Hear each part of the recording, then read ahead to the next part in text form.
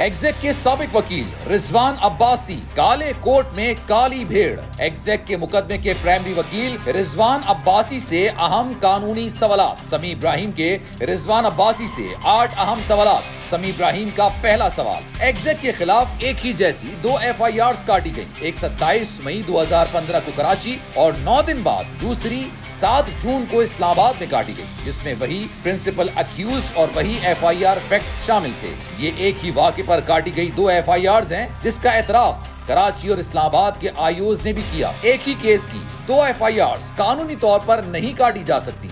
रिजवान अब्बासी साहब, आपने इस नुक्ते को अपील में क्यों शामिल नहीं किया?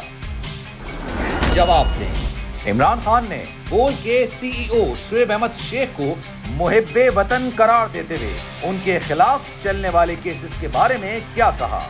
जिनकी रेपुटेशन जो मुहिब्बे वतन पाकिस्तानी समझे जाते हैं, उनके ऊपर केसेस किए जा रहे हैं।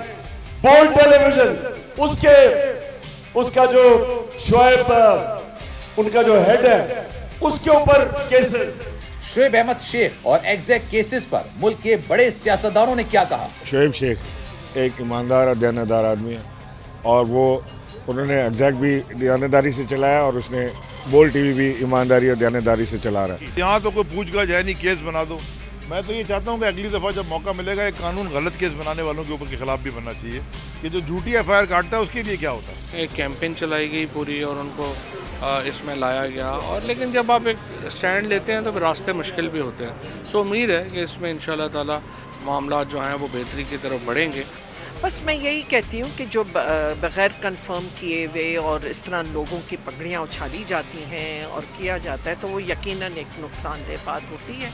तो इससे बेहतर यही है कि हमेशा एक प्रॉपर इन्वेस्टिगेशन हो और उसके बाद ही कोई चीज़ अमल में आनी चाहिए। और अब क्योंकि एक तरीके से उनको क्लियरेंस मिल गया, अगर कोई शख्स जो है वो इम्पोर्टेड हुकूमत की लाइन टो नहीं कर रहा तो उसको प्रेशराइज करने के लिए ऐसे टैक्टिक्स जो हैं ये मुनासिब नहीं है। इतना बरस गुजरने के बाद जब बदनामी भी हो गई, लोगों को मुलाजमतों से निकाल दिया गया और फिर अब जाकर IO का ये बयान सामने आए कि ये तमाम अमल झूठा था, गलत था, तो आप सोचें ना कि फिर नुकसान का इजाला कौन करेगा? बल्कि इसके कि वो मुकाबला करते, एक हेल्दी मुकाबला करते और तगड़े होके बोल को हराते।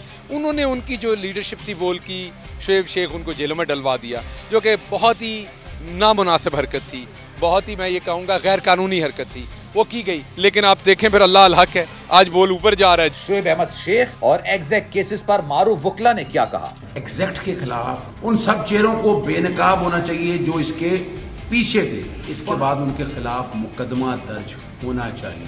प्रोसिक्यूटर ने ये कहा है कि जो कुछ भी हमने इन्वेस्टिगेशन की है उससे ये नज़र आता है कि कोई ऐसा काम नहीं किया है एग्जैक्ट ने जो कि कानून के बाहर हो। इसका मतलब यह है जितने काम किए थे वो कानूनी थे।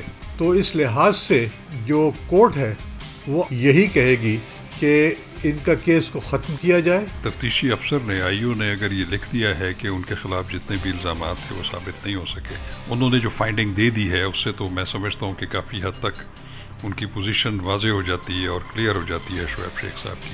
जिनकी रेपुटेशन जो मुहिब्बे वतन पाकिस्तानी समझे जाते हैं, उनके ऊपर केसेस किए जा रहे हैं। बोल टेलीविजन उसका जो शुएब उनका जो हेड है, उसके ऊपर केसेस। मंजिल, रास्ता, जज्बा, भयानक सच्चाई से हटाए पर्दे और तोड़ डाली झूठ की बेड़ियां। सलाखों से डरना कैसा जब चट्टानों ने पाला हो। इमरान खान बोल के साथ जुम्मे से इतवार रात 10 बजे सिर्फ बोल न्यूज पर। सबसे ज्यादा व्यूज, सबसे ज्यादा रील्स और सबसे ज्यादा रेटिंग के साथ बोल अब भी नंबर 1 पोजीशन पर बरकरार। सब्सक्राइब करें और बेल दबाएं ताकि कोई खबर रह न जाए।